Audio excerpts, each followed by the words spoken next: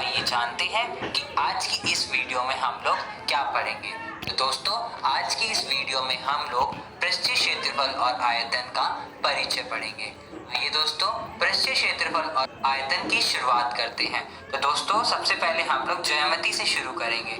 जैसा कि आप जानते हैं, ज्यामिति दो तरीके की होती है। एक होता है समतल ज्यामिति, दूसरी ठोस ज्यामिति। तो दोस्तों, आज की इस वीडियो में समतल ज्यामिति को पढ़ने से पहले मैं आपको यह बता दूं कि समतल ज्यामिति को आप कक्षा 8वीं और कक्षा 9वीं दोनों में ही पढ़ चुके हैं और ठोस ज्यामिति को आपने पिछली कक्षा 9वीं में ही पढ़ा है। तो दोस्तों, समतल ज्यामिति में हम लोग द्विविमीय आकृतियों के बारे में पढ़ते हैं और ठोस ज्यामिति में हम लोग त्रिविमीय आकृतियों के बारे में पढ़ते हैं। तो दोस्तों, समतल ज्यामिति में हम लोग लंबाई और चौड़ाई को ज्ञात करते हैं और त्रिविमीय आकृति यानी ठोस ज्यामिति में हम लोग लंबाई, चौड़ाई और साथ ही साथ ऊंचाई को मापते हैं। दोस्तों, समतल ज्यामिति में हम लोग इन आकृतियों का परिमाप और क्षेत्रफल ज्ञात करते हैं और ठोस ज्यामिति में हम लोग पृष्ठीय क्षेत्रफल और आयतन ज्ञात करते हैं। यह सब दोस्तों हम लोग कक्षा 9वीं में सीख चुके हैं। इससे पहले हम 9वीं कक्षा में कुछ ठोस वस्तुएं जैसे घन, आयत, बेलन, शंकु और गोले का अध्ययन कर चुके हैं। तो जो इनके क्षेत्रफल और आयतन से संबंधित जो भी सूत्र हमने 9वीं कक्षा में पढ़े थे, उनका प्रयोग हम लोग कक्षा 10 का अध्याय पृष्ठीय क्षेत्रफल और आयतन को करने में प्रयोग करेंगे। इसलिए मैं आपको सारे सूत्र एक बार करवा देता हूँ ताकि आपको परेशानी ना हो। जैसा सबसे पहले हम बात करते हैं घनाभ की। घनाभ आपको पता है दोस्तों कि कुछ ऐसी आकृति होती है जिसमें हम लोग लंबाई, चौड़ाई और ऊंचाई को देख सकते हैं और उनका माप उस घनाभ की आकृति के माध्यम से ज्ञात कर सकते हैं। ओके दोस्तों, तो दोस्तों हमने कक्षा 9वीं में घनाभ का पृष्ठीय क्षेत्रफल के बारे में पढ़ा था, जो कि बराबर होता है 2 गुना LB plus BH plus HL के। ओके दोस्तों, तो दोस्तों हमने घनाभ का पृष्ठीय क्षेत्रफल का सूत्र हमें पता होना चाहिए, जो कि होता है 2 गुना LB plus BH plus HL और साथ ही साथ हमें घनाभ के आयतन का सूत्र भी पता होना चाहिए, L गुना B गुना H। ओके दोस्तों, आइए इसी तरह से हम लोग पहले बेलन की बात करें। तो मान लीजिए ये हमारे पास बेलन है। बेलन आप इस आकृति में देख सकते हैं जिसमें इसका आधार एक वृत्त होता है। ओके दोस्तों, तो देखिए इस बेलन की आधार की त्रिज्या जो है यहाँ पे R है और जो ऊंचाई है वो यहाँ पे H है। तो देखिए इसमें हम दो तरीकों से पृष्ठीय क्षेत्रफल निकाल सकते हैं। पहला, एक वक्र पृष्ठीय क्षेत्रफल। इसका मतलब ये होता है कि जो इसका जो मुड़ा हुआ भाग है उसका क्षेत्रफल हमें निकालना है। तो उसका क्षेत्रफल निकालने का सूत्र होता है, बेलन के वक्र पृष्ठ का क्षेत्रफल निकालने का सूत्र होता है 2 गुना पाई गुना R गुना H। ओके दोस्तों, और साथ ही साथ हम इसमें बेलन का कुल वक्र पृष्ठ का क्षेत्रफल निकालेंगे तो उसका सूत्र होता है 2 पाई R गुना R प्लस H। ओके दोस्तों, और इसमें हम लोग बेलन का आयतन भी निकाल सकते हैं, उसका सूत्र होता है पाई R वर्ग H। ओके दोस्तों, अब हम बात करते हैं शंकु की। शंकु का आधार एक वृत्त होता है, जैसा कि हमने कक्षा 9वीं में पढ़ा, और जो ये मुड़ा हुआ पृष्ठ है ये इसका वक्र पृष्ठ कहलाता है। तो शंकु का अगर हमें वक्र पृष्ठ का क्षेत्रफल ज्ञात करना है तो क्या होता है दोस्तों, इस आकृति में इसका आधार की जो त्रिज्या है वो यहाँ पे हमें R दे रखी है और जो ऊंचाई है वो हमें H दे रखी है, और जो टेढ़ी हुई ऊंचाई है इसको हम लोग क्या कहते हैं, तिर्यक रेखा। तो दोस्तों शंकु का वक्र पृष्ठ का जो क्षेत्रफल होगा वो क्या होगा, पाई RL। ओके दोस्तों, शंकु का कुल वक्र पृष्ठीय क्षेत्रफल अगर हमें ज्ञात करना है तो उसका सूत्र होता है पाई R गुना R प्लस L। ओके दोस्तों, और साथ ही साथ हम लोग शंकु का आयतन भी ज्ञात कर सकते हैं, उसका सूत्र होता है 1/3 पाई R वर्ग H। ओके दोस्तों, आइए दोस्तों इसी तरह हम आगे बढ़ते हैं। आगे जो हमने आकृति देखी थी वो है गोले की आकृति। तो दोस्तों मान लीजिए इस गोले की जो त्रिज्या है वो क्या है, r है। तो गोले का पृष्ठीय क्षेत्रफल क्या होगा?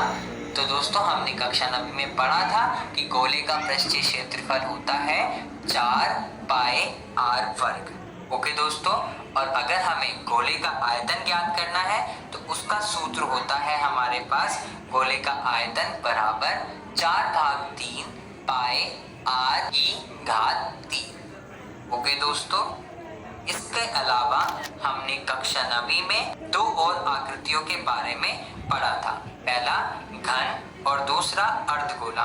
तो दोस्तों आइए घन के बारे में बातचीत करते हैं। घन का चित्र हमें दोस्तों कुछ इस प्रकार दिया हुआ है, आप लोग स्क्रीन पे बनी आकृति में देख सकते हैं। ओके दोस्तों, घन की जो सभी लंबाई होती है, चौड़ाई होती है और जो ऊंचाई होती है वो क्या होती है दोस्तों, बराबर होती है। अगर हम मान लें कि उसकी जो एक भुजा है वो a है, a सेंटीमीटर है, तो दोस्तों हमारी सारी भुजा क्या हो जाएंगी, a हो जाएंगी, क्योंकि इसमें लंबाई, चौड़ाई और ऊंचाई तीनों ही क्या होती हैं, बराबर होती है। अगर दोस्तों हमें घन का पृष्ठीय क्षेत्रफल निकालना होगा तो हम किस प्रकार निकालेंगे, 6a की घात 2। ओके दोस्तों, और इस घन का आयतन क्या होगा, a की घात 3। ओके दोस्तों, आइए अब बात करते हैं दूसरी आकृति की। कौन सी आकृति है, अर्धगोला। तो दोस्तों अर्धगोला को आपने कक्षा 9 में भी हल करना सीखा होगा। तो दोस्तों अगर हमें इस अर्धगोले का वक्र पृष्ठ क्षेत्रफल निकालना है तो उसका सूत्र हमने पढ़ा था, क्या होता है, 2 पाई r की घात 2। ओके दोस्तों, अगर हमें इसका कुल वक्र पृष्ठीय क्षेत्रफल निकालना है तो उसका सूत्र होता है 3 पाई r की घात 2। ओके दोस्तों, अगर हमें इस अर्धगोले का आयतन निकालना है तो उसका सूत्र होता है 2/3 पाई r की घात 3। ओके दोस्तों, तो देखिए ये वो सूत्र हैं जिनका हमने कक्षा 9 में अध्ययन कर लिया है। अब आपको अध्याय समझने में बहुत आसानी होगी, ये सभी सूत्र आपको आने चाहिए। आइए दोस्तों अब ठोसों के संयोजक का पृष्ठीय क्षेत्रफल के बारे में पढ़ते हैं। तो दोस्तों अभी तक हमने घन, घनाभ, शंकु, बेलन, गोला, अर्धकार गोला आदि के पृष्ठीय क्षेत्रफल और आयतन का अध्ययन किया था। अब देखिए कुछ आकृति इस प्रकार की हमारी डेली लाइफ में ऐसी भी आ जाती हैं जिसका हमें प्रयोग करके उसका आयतन और उसका पृष्ठीय क्षेत्रफल ज्ञात करना पड़ जाता है। तो किस प्रकार हम लोग इसको करेंगे, इस अध्याय 13 पृष्ठीय क्षेत्रफल और आयतन में हम इस चीज को समझेंगे। तो दोस्तों जैसा कि आपने एक ट्रक देखा यहाँ पर, तो इस ट्रक के पीछे रखे बड़े कंटेनर को अवश्य ही देख रहे होंगे आप, जिसमें एक स्थान से दूसरे स्थान तक तेल या पानी ले जाने में प्रयोग किया जाता है। ओके दोस्तों, आप यह अनुमान लगा सकते हैं कि यह ठोस एक बेलन और उसके दोनों सिरों पर 2 अर्धगोले लगे पड़े हैं इसके अंदर। ठीक है दोस्तों, अगर दोस्तों हम इस कंटेनर पर विचार करें तो जैसा कि हम लोग इस आकृति में देख पा रहे हैं, इस प्रकार के ठोस का पृष्ठीय क्षेत्रफल अगर हमें ज्ञात करना पड़ जाए तो हम इस समस्या को किस प्रकार हल करेंगे। तो दोस्तों सबसे पहले हम लोग इस कंटेनर का क्षेत्रफल ज्ञात करना चाहते हैं। अगर इसको हम लोग देखें कि यह ठोस एक बेलन के दोनों सिरों पर एक एक अर्धकार गोला लगाने से बना है, जैसा कि हम लोग यहाँ पर देख पा रहे हैं इस आकृति में। ओके दोस्तों, जबकि अगर हम इन टुकड़ों को एक साथ मिला लेते हैं तो हमें वो उस कंटेनर की जैसी आकृति प्राप्त होती है। यदि हम नई बनी हुई वस्तु को देखें तो हमें केवल दोनों अर्धगोलों तथा बेलन के केवल वक्र पृष्ठीय क्षेत्रफल दिखाई दे रहे हैं। इसलिए इस ठोस का संपूर्ण पृष्ठीय क्षेत्रफल तीनों भागों के वक्र पृष्ठीय क्षेत्रफलों के योग के बराबर होगा। अगर हमें इसको ज्ञात करना है तो हम किस प्रकार ज्ञात करेंगे, तो दोस्तों ठोस का संपूर्ण पृष्ठीय क्षेत्रफल बराबर होगा एक अर्धगोले का वक्र पृष्ठीय क्षेत्रफल प्लस दूसरे अर्धगोले का वक्र पृष्ठीय क्षेत्रफल निकाल लेंगे तो हमें ठोस का संपूर्ण पृष्ठीय क्षेत्रफल ज्ञात हो जाएगा। तो दोस्तों हमें इस अध्याय में इस प्रकार के प्रश्नों को हल करना सीखना है, जो कि हम लोग अगली वीडियो में करना सीखेंगे।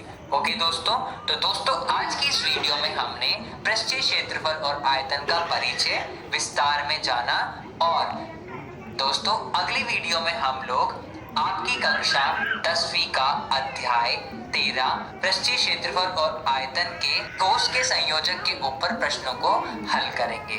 ओके दोस्तों, धन्यवाद दोस्तों।